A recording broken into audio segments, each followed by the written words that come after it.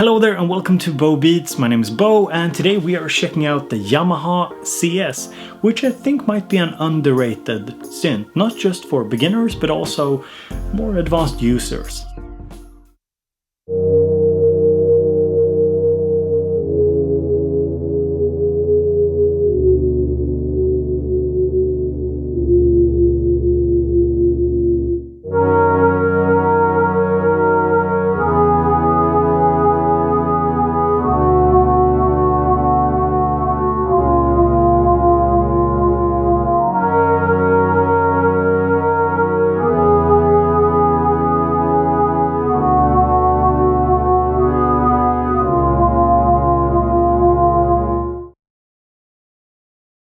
When I first saw the Reface series, I didn't quite get it. I thought it was a little bit too expensive. I think it was around 500 euros back then. But now with a bit of a price reduction down to about 300 euros, I think that this is actually a really interesting synth. And there's a lot more going on here than meets the eye. This is of course a very basic synthesizer. You have your filter section here, cutoff resonance. You have your amp and filter envelope over here. The effect section with distortion, your chorus and flanger, phaser, delay, and you can turn it off. Then you have two very interesting features here, texture and mod, we'll get into that. And then over here we have the LFO section, one LFO. Then we have the looper, which is something I will talk a little bit more about later in the video. Octave up and down, volume, pitch bend. So all in all, very straightforward, very basic.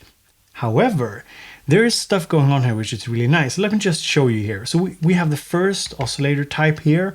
This is the multi-saw. Very basic, doesn't sound very interesting. But let me just show you how quickly we can turn it into something which sounds kind of interesting.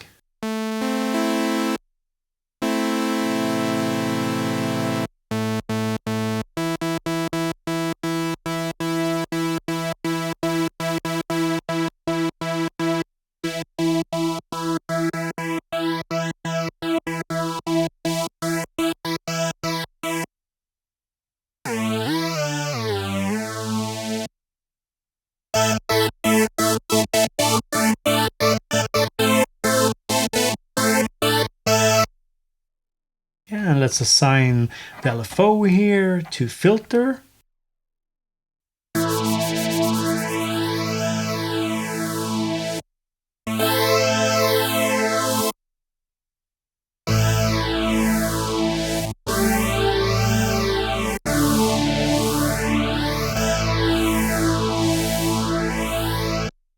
So that's how quick we can go from just your plain average saw to something which sounds quite big actually.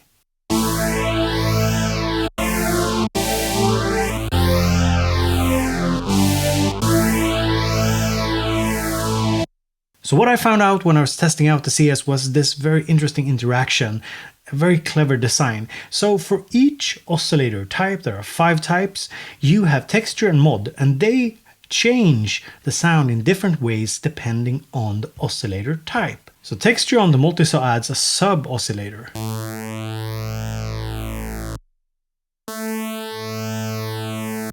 And if we increase the mod, you actually layer different sawtooth sounds upon each other.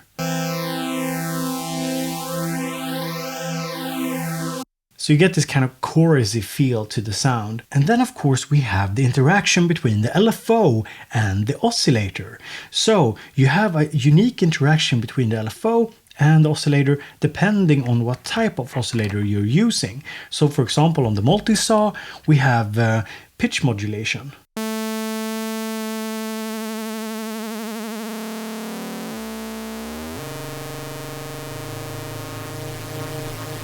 This makes it so that you not only have 5 different oscillator types, you have different texture and mod settings and an interaction between the oscillator and the LFO, which is unique to each individual oscillator type. This, all in all, makes it a very interesting tool for creating different types of sounds. So the next oscillator type is a pulse wave. And what you have here is that it has actually 2 oscillators. So with texture, you change the pitch of the second oscillator.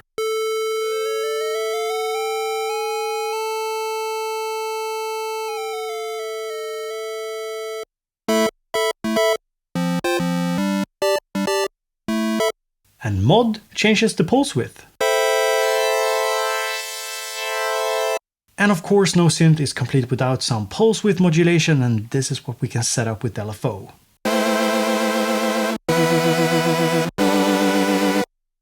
Let's add some chorus to it.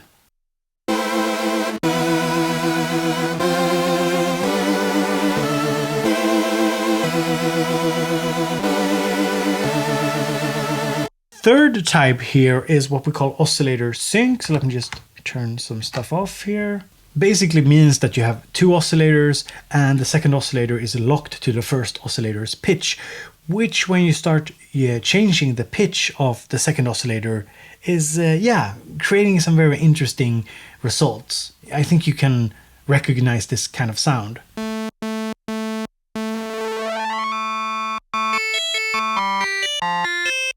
And with the mod we change the degree of the pitch change.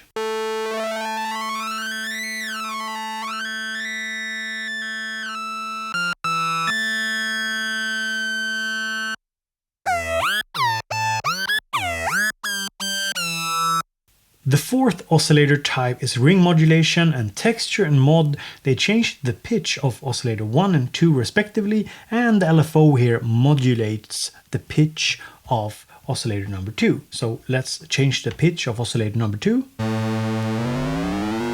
Let's modulate it.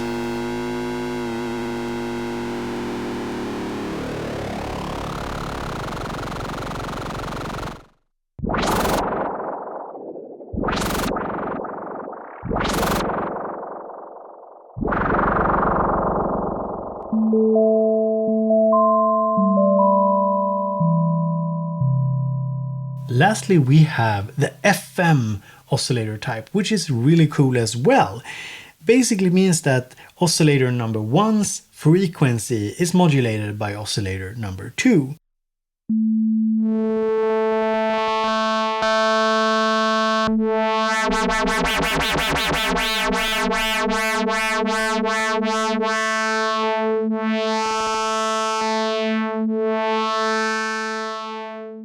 So if we turn this into a pad sound, you can now hear that the LFO is modulating the amount of frequency modulation that is going on between oscillator 2 and 1.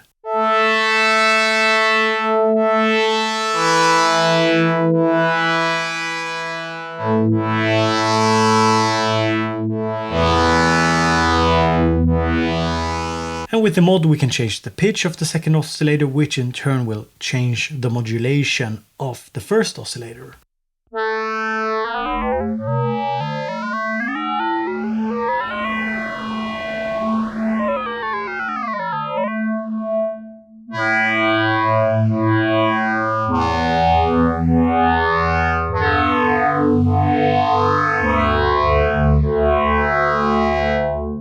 All in all, these 5 oscillator types, together with texture mod and the interaction with LFO, makes this actually quite capable, even though it looks like almost a toy.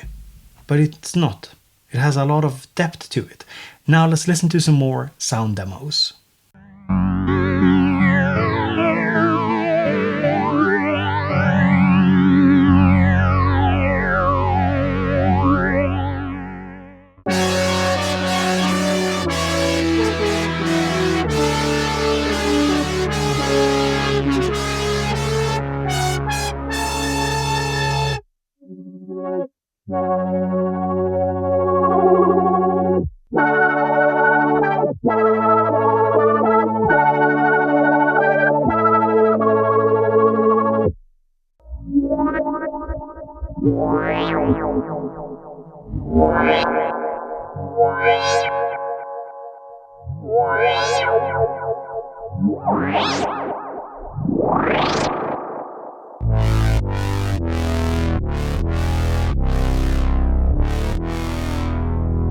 On the back we have on and off, we have the power, you have a foot controller, you have the outputs left and right, you have headphones output, you even have an aux auxiliary input as well.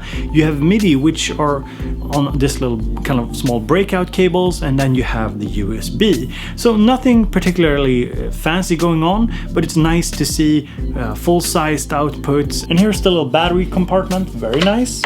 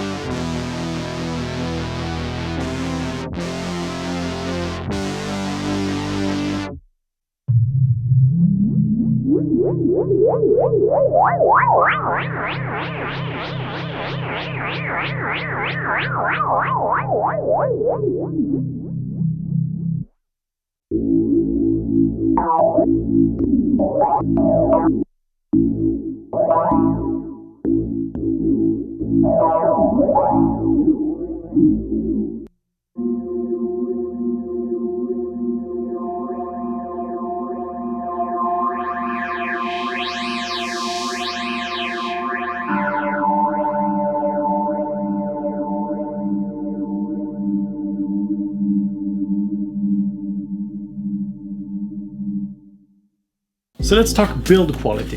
This synth is really well built. This is one of the first things I noticed with it. I thought it would feel a little bit more toyish. You know, even though I like Volcas, they don't really have this sturdy build quality to them. They don't really feel quality, and of course it's reflected in the price. But this one has, you know, decent mini keys. It definitely has a sturdy build to it, and yeah, the faders actually feel good, even though I've used it for a couple of months now. So I think that what Yamaha has been going for with this kind of synth is something that is small, portable, lightweight, but still sturdy enough that you would dare kind of throw it into a bag. Well, of course, with faders and stuff, you know, I wouldn't actually throw it into a bag, but I think you know what I'm saying. You could travel with it. It's sturdy enough.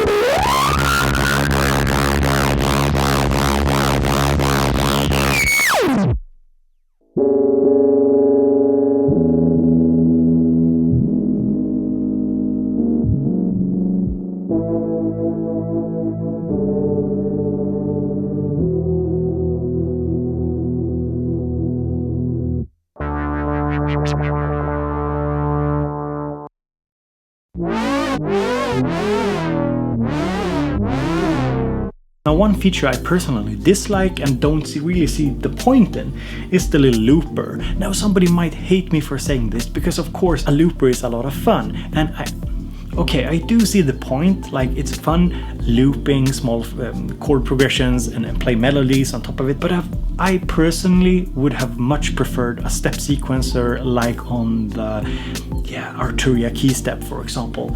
The looper, while fun, you know, loses its point for me personally. I even if I do like a small portable setup with maybe the Digitakt, you know, I'll be sequencing this from an external source. So I would have had much more fun if there was a step sequencer on it. But that is pretty much my only gripe, my only problem with this particular synth.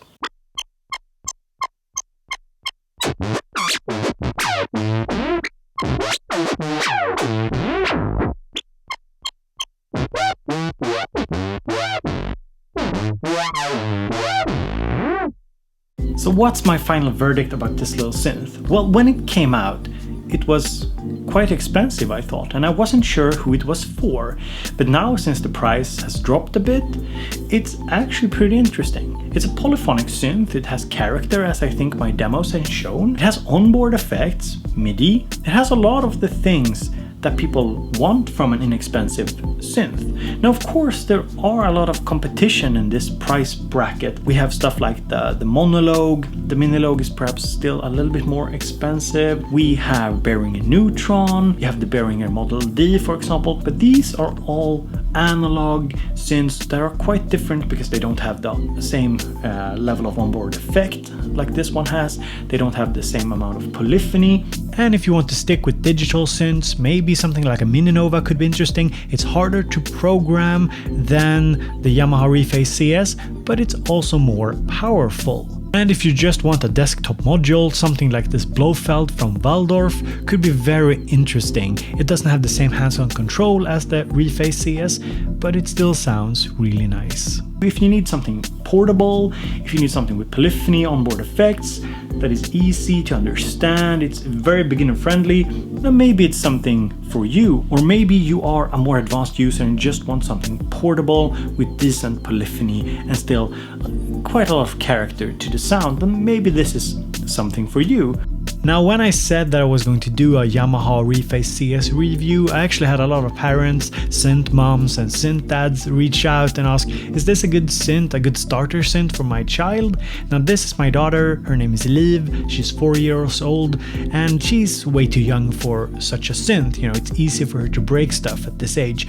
But if you have a 6-year-old, maybe 7-8-year-old, I think this could be a really good synth for you. Now, you do pay a bit extra compared to, say, a Casio keyboard, but you're paying for the real stuff. You know, this is a real synth.